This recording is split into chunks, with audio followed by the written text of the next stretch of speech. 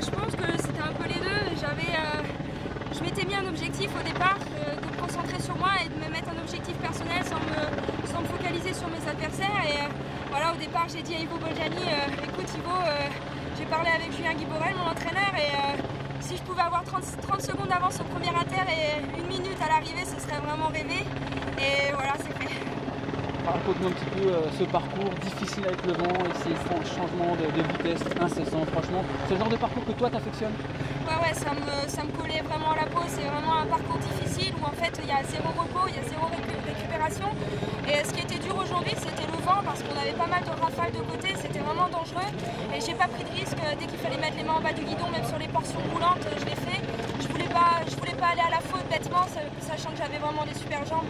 Donc voilà, c'était un chrono à gérer et j'ai bien réussi, je pense. Justement, tu as les super jambes, donc dans 48 heures, il y a pourquoi pas un autre maillot à aller chercher. J'imagine que vu la condition que tu as, clairement l'objectif, c'est au minimum le podium et pourquoi pas une victoire. Même si tu es toute seule au sein de ta formation Wiggle Hi-Fi, il y a un programme international qui montre que voilà, tu es en condition et tu peux raisonnablement aller chercher ce titre bleu blanc rouge. Ouais, tout à fait, mais moi je viens vraiment pas pour le podium, je viens pour le maillot et comme je le disais tout de suite, j'ai plus peur de perdre et je préfère faire 5e en ayant tout tenté plutôt que de faire 2e ou 3e comme l'an passé en ayant eu peur de perdre tout simplement. Et voilà, mon plus grand adversaire ce sera encore moi-même et il faut vraiment que tactiquement je cours au poil et que j'attaque au bon moment et que je fasse les bons choix. Je l'ai fait dernièrement sur la Coupe de France à Trévé où j'étais toute seule également et ça m'a plutôt bien réussi, donc voilà, va falloir être concentré et éviter de grogner toute la course et voilà, de me focaliser sur moi-même et pas trop sur les adversaires, mais ça va être le plus dur. Un bon podium et bonne Marseillaise. Merci beaucoup. Merci. Bravo.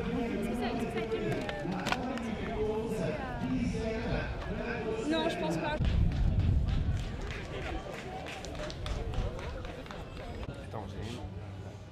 Audrey, et de 3? Ouais, c'est une grosse satisfaction, je suis super contente. Même si c'est vrai que dernièrement j'avais des bonnes sensations et que je savais que c'était faisable, il y a toujours une part un peu de doute, de se dire tout peut arriver, il y a du vent, on peut chuter, louper un virage, juste pas être dans un bon jour. Et voilà, il y a toujours beaucoup de questions qui se passent dans la tête au départ. Et puis une fois que le départ est donné, on est concentré et puis on appuie fort sur les pédales. Vous avez longtemps tourné autour, mais là 3 consécutifs, c'est quand même une performance, non? Ouais, il y a 4 ans de ça, j'étais déjà à 2 secondes de la victoire, avec ça se joue à rien, à même pas à 1 mètre de la ligne, et c'est vrai que j'étais très déçue. Puis j'ai su rebondir et puis j'ai su aussi travailler plus dur et me préparer plus dur aussi pour ce championnat. Et aujourd'hui c'est quelque chose qui fonctionne pour moi. 3 ans d'affilée, je pense qu'il y a très peu de filles en France qui l'ont fait. J'en suis pas au palmarès de Jani, mais j'espère m'en rapprocher. Justement, qu'est-ce qui fait que vous maîtrisez maintenant cet exercice en France à la perfection? C'est un exercice où l'expérience compte énormément, où le moindre petit centimètre joue en fait, et faut être au poil surtout, et le matériel, la préparation, et psychologiquement je pense que j'ai beaucoup travaillé, beaucoup progressé en sachant me mettre dans ma bulle et en me donnant à 100% quand il faut. Et j'ai la chance aussi d'avoir un coach extraordinaire et d'avoir un autre coach dans la voiture qui me suit superbement bien, donc quand tout est réuni, il n'y a pas moyen de se louper. Alors maintenant on parle de l'international. Qu'est-ce qui manque? Qu'est-ce qui ferait qu'on va passer ce palier? Je pense que ce qui m'a débloqué, qui m'a fait comprendre aussi qu'au niveau international, j'avais ma chance, c'est les championnats d'Europe l'année dernière. Terminer 5e avec toutes les meilleures mondiales au départ, mis à part la championne olympique, c'était quelque chose qui m'a fait réaliser que tout simplement j'avais la possibilité de faire très bien. Mais je pense que au niveau français, on se dévalorise et on a très peu confiance en nous. Et ça, c'est le fait que le vélo féminin en France est en perdition, il faut le dire. Et ça ne met pas en confiance la jeune génération, ça ne nous met pas en confiance nous qui sommes les filles actuelles à haut niveau. Et voilà, je me bats pour ça, pour qu'on ait confiance en nous et qu'on sache tout simplement rivaliser au niveau international. Comment était le parcours avec le vent?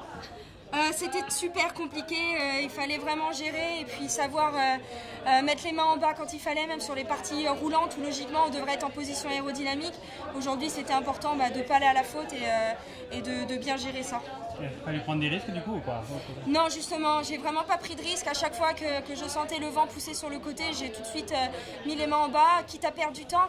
Je savais que j'aurais perdu plus de temps si j'étais tombée ou si j'avais loupé un virage. Donc voilà, j'ai vraiment pas pris de risque aujourd'hui. Merci.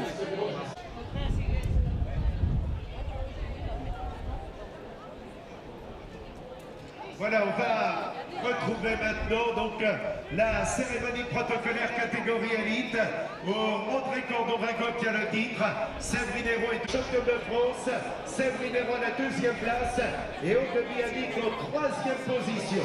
La médaille de bronze va être Roger Côté, vice-président de la Fédération française de cyclisme, à celle qui obtient un 3e titre de champion de France, 3e titre consécutif.